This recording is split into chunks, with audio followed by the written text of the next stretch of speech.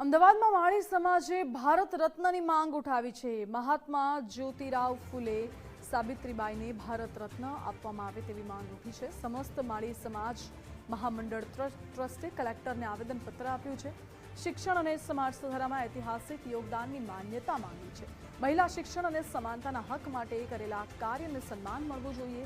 રાજ્ય સહિત દેશભરમાંથી સમર્થન મળવાની આશા પણ તેમણે વ્યક્ત કરી છે। ભારત સરકાર તાત્કાલિક નિર્ણય લે તેવી મજબૂત માંગ કરાઈ।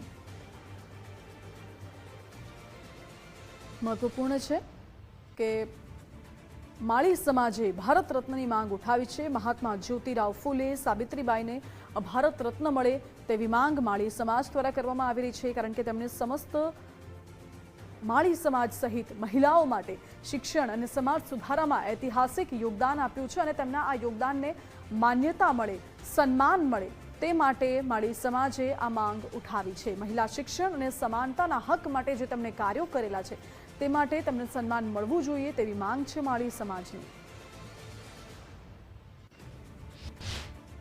भारत देशना माળી समाजनी घणाय वर्षोथी एक मागणी छे कि महात्मा ज्योतिराव फूले અને સાવિત્રીબાઈ ફૂલેને ભારત રત્ન એનાયત કરવો પડે।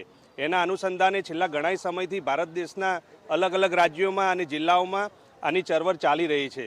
આ વખતે ગુજરાતના 34 જિલ્લા મથક ઉપર ગુજરાત માળી સમાજ દ્વારા કલેક્ટરને આવેદનપત્ર આપી અમે રજૂઆત કરીએ છીએ કે મહાત્મા જ્યોતિરાવ ફૂલે અને સાવિત્રીબાઈ ફૂલે કચડાયેલા પછાત અને શોષિત વર્ગ માટે ખૂબ જ કામ કર્યું છે। અખંડ ભારતના પ્રથમ મહિલા શિક્ષિકા સાવિત્રીબાઈ ફૂલે હતા। તેમણે મહિલાઓના પ્રગતિ માટે અને વિકાસ માટે ઘણા બધા કાર્યો કરેલા છે। તેમણે શિક્ષણ માટે 17 થી વધુ સ્કૂલો મહિલાઓના શિક્ષણ માટે ખોલી હતી। આવા ઘણા બધા કાર્યો કરેલા હોવા છતાંય સરકારશ્રી દ્વારા હજી સુધી એમને ભારત રત્ન જાહેર કરવામાં આવેલા નથી।